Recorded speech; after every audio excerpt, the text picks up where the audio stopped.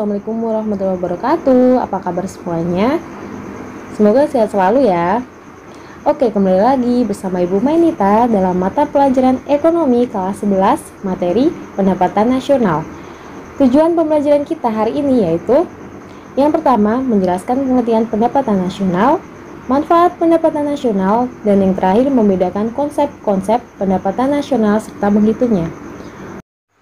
Apa itu sih pendapatan nasional? Jadi, pendapatan nasional adalah jumlah pendapatan masyarakat suatu negara dalam periode tertentu, biasanya dalam kurun waktu 1 tahun. Pendapatan nasional menggambarkan tingkat produksi barang dan jasa yang dihasilkan suatu negara dalam kurun waktu 1 tahun tertentu. Jadi, di sini pendapatan nasional itu diperoleh dari tingkat produksi barang dan jasa dari suatu negara. Contohnya yaitu seorang guru mendapatkan pendapatannya yaitu dengan cara mengajar. Mengajar merupakan contoh dari jasa. Terus pedagang mendapatkan pendapatannya dengan menjual barang, yaitu merupakan dalam hal barang.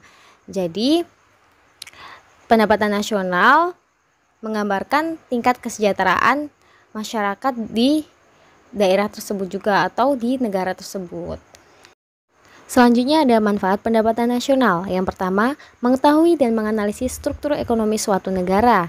Jadi misalnya di Indonesia, negara dengan iklim tropis, banyak pertanian, banyak rempah-rempah. Jadi pendapatan di Indonesia itu rata-rata atau kebanyakan dari agraris gitu atau pertanian. Misal negara Jepang karena banyak memproduksi alat teknologi, jadi mereka pendapatan nasionalnya lebih dari industri gitu. Jadi dengan pendapatan nasional kita bisa mengetahui nih apakah negara tersebut itu lebih ke struktur mana gitu. Yang kedua ada membandingkan keadaan perekonomian dari waktu ke waktu. Tadi kita sudah mengetahui bahwa pendapatan nasional itu dihitung per tahun gitu. Jadi kita bisa tahu nih misalnya 2019 pendapatan nasionalnya berapa, 2020 pendapatan nasionalnya berapa. Jadi bisa membandingkan dan bisa dipelajari apa nih kira-kira yang kurang gitu. Terus yang ketiga, membandingkan perekonomian antar negara di dunia. Karena pendapatan nasional merupakan cerminan dari nilai barang dan jasa akhir di suatu negara. Jadi pendapatan nasional juga bisa menjadi rujukan perekonomian suatu negara itu seperti apa gitu. Dan yang terakhir, pendapatan nasional itu pedoman bagi pemerintah untuk mengambil kebijakan yang berkaitan dengan pembangunan ekonomi nasional. Jadi misal pendapatan nasional tahun 2020 nih kok lebih sedikit dari pendapatan nasional 2019 gitu. Kira-kira apa gitu. Pastikan ada catatannya, ada strukturnya gitu. Kira-kira kalau misalnya 2020 itu lebih kecil, berarti pemerintah harus mengurangi pengeluarannya, mengurangi pajaknya gitu agar pembangunan ekonomi itu lebih pesat gitu. Selanjutnya ada konsep pendapatan nasional. Pendapatan nasional itu terdiri dari 6. Yang pertama, produk domestik bruto atau PDB atau istilah lainnya gross domestic product atau GDP. Karena di sini adalah domestik, jadi cakupannya hanya wilayah atau regionalnya. Jadi kita hanya memprioritaskan masyarakat yang ada di daerah tersebut. Misal kita ambil contoh negara Indonesia. Jadi kita hanya menghitung masyarakat asli Indonesia yang tinggal di Indonesia dan juga warga negara asing yang ada di Indonesia. Contohnya itu seperti produk-produk KFC misalnya atau MCD gitu. Itu kan adalah produk asing yang ada di Indonesia gitu. Terus yang kedua adalah produk nasional bruto atau PNB, biasa disebut gross national product atau GNP. Karena nasional, jadi kita memprioritaskan adalah nasionalisme, yaitu kewarganegaraannya individu tersebut gitu. Jadi yang kita hitung adalah masyarakat asli Indonesia dan juga warga negara Indonesia yang ada di luar negeri seperti TKI gitu. Itu adalah warga negara Indonesia yang ada di luar negeri. Jadi udah jelas ya. Kalau PDB itu domestiknya, jadi semua orang yang ada di Indonesia dan juga warga negara asingnya. Kalau nasional bruto itu dia nasionalismenya. Jadi dia dari orang mananya, jadi orang Indonesianya sama orang Indonesia yang kerja di luar negeri. Oke. Terus yang ketiga ada NNP, nasional produk atau produk nasional itu adalah nilai barang dan jasa yang dihasilkan 1 tahun. Selanjutnya ada NNI, net national income atau pendapatan nasional bersih. Ini nanti rumusnya adalah NNP dikurangin pajak tidak langsung. Selanjutnya ada personal income atau PI, biasa disebut pendapatan perorangan, merupakan seluruh pendapatan yang benar-benar diterima oleh masyarakat. Yang terakhir, pendapatan bebas atau disposable income atau DI, merupakan pendapatan yang siap untuk dibelanjakan barang maupun jasa. Nah, tadi kita udah belajar bareng tentang konsep-konsep pendapatan nasional. Sekarang adalah rumus dari konsep tersebut. Yang pertama itu adalah GNP atau Gross National Product. Rumusnya adalah GDP ditambah pendapatan WNI. WNI itu warga negara Indonesia di luar negeri dikurangin pendapatan warga negara asing di dalam negeri. Kenapa ditambah WNI? Karena cakupannya di sini GNP nasional. Berarti adalah individu tersebut gitu. Jadi GTP ditambah pendapatan WNI dikurang pendapatan WNA. Next ada NNP, rumusnya GNP dikurang penyusutan atau depresiasi. Jadi depresiasi adalah nama lain dari penyusutan. Ada NNI, NNP dikurangin pajak tidak langsung. Selanjutnya ada PI atau personal income.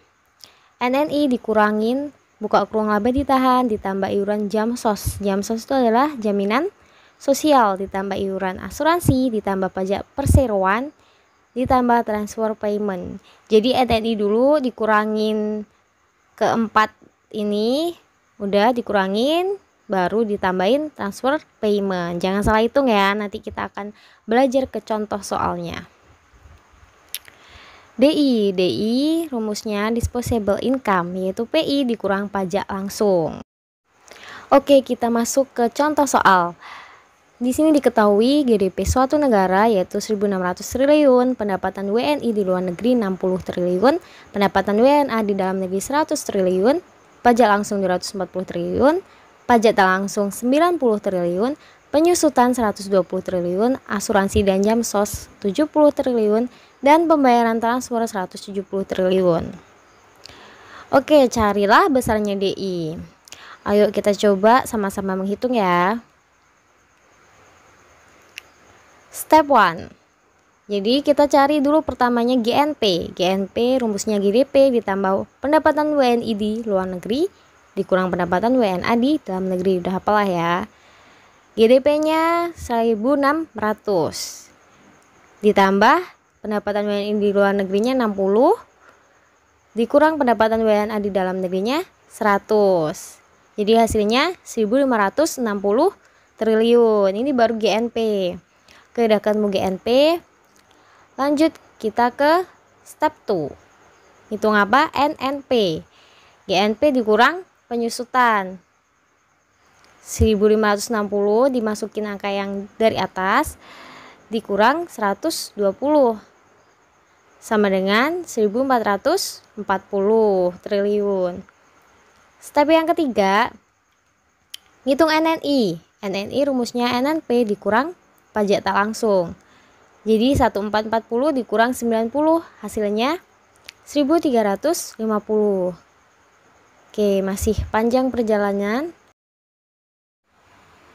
Step selanjutnya yaitu menghitung PI sama dengan NNI dikurang laba ditahan, iuran Jamsos, iuran asuransi, pajak perseroan dan transfer payment. Yaitu NNI-nya adalah 1.350. Nah, ini sering ditanyakan nih sama kalian. Gimana sih kalau misalnya di rumusnya ini kan keempat itu, sedangkan di soalnya tidak diketahuin. Yaudah kita masukkan aja yang cuma diketahuin. Misalnya di soal ini cuma diketahuin transfer payment sama asuransi dan Jamsos. Jadi yang dimasukkan cuman 70 dan 170. Yang laba ditahan, iuran asuransi dan pajak perseroan itu dihiraukan saja. Gitu ya. Jadi 1.350 dikurangin 70 ditambah 170 sama dengan 1.450 triliun. Dan yang terakhir DI. DI sama dengan PI dikurang pajak langsung, yaitu 1.450 dikurang 240 sama dengan 1.210 triliun. Siapa nih yang kemarin benar ngitungnya? Jadi besarnya DI yaitu sebesar 1.210 triliun. Misal kalau kalian menghitung hanya sampai disuruh menghitung NNI, jadi kita stop sampai NNI saja. Cuman kalau menghitung sampai DI berarti kalian harus menghitung dari awal sampai akhir. Nah, itulah merupakan step-step atau langkah-langkah dari menghitung komponen pendapatan nasional. Mudah bukan? Oke, sekian dulu pembelajaran kita hari ini. Sampai jumpa di pembelajaran selanjutnya. See you. Assalamualaikum warahmatullahi wabarakatuh.